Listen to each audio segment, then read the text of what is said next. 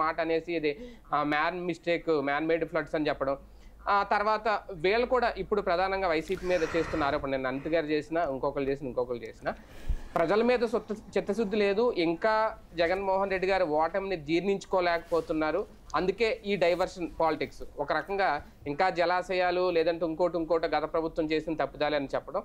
ఇప్పుడు కొల్లేరు ప్రవాహం వచ్చినా లేదంటే అటు వచ్చినా సరే వీళ్ళు ఈ డైవర్షన్ పాలిటిక్సే తప్ప అసలు విషయాలు మాట్లాడుకోకుండా రాజకీయ ఆరోపణలు చేయడం. రెండు పార్టీలు ఇందులో ఎవరు కూడా అతీతం కాదు అన్నట్టుగా ఉంది. దేన్ని డైవర్ట్ చేయడానికి? ఇప్పుడు బేసిక్గా ఒకటి, ఓ వైఫల్యాన్ని కవర్ చేసుకోవాలి, రెండో వాళ్ళు పవర్లో లేరు కాబట్టి విమర్శించాలి.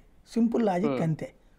సమస్యల్లో ఏంటంటే ఇప్పుడు వీళ్ళు ఏమంటారంటే గతంలో జగన్మోహన్ రెడ్డి ఆపేయడం వలన ప్రాబ్లం వచ్చింది అని వీళ్ళు ఆరోపిస్తారు.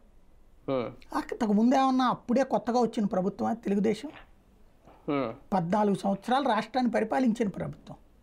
అప్పట్లో బుడమేరికి ఏమన్నా చంద్రబాబు గారు కట్టిస్తే జగన్ వచ్చి ఏమన్నా పగలగొట్టాడా? అంటే ప్రభుత్వం ఏమన్నా కొత్త సంకేతం ఇస్తుందా అని నా డౌట్. ఇంకా ఇది వెనక్కి తీసుకెళ్లి పూర్తిగా సంక్షేమం మీద ఫోకస్ చేయడం వల్లే జలాశయాలను పట్టించుకోకపోయినా ఇటువంటి విపత్తులు వచ్చినప్పుడు రాష్ట్రం ఇలా అల్లకల్లోలంగా మారిపోద్ది అనే సంకేతం ఇప్పుడు రాష్ట్ర ప్రభుత్వం లేదంటే ఆ ప్రభుత్వానికి సంబంధించిన మంత్రుల మాటలు చూస్తుంటే అని అర్థమవుతుందా? మళ్ళీ మొదటికి వస్తుందా?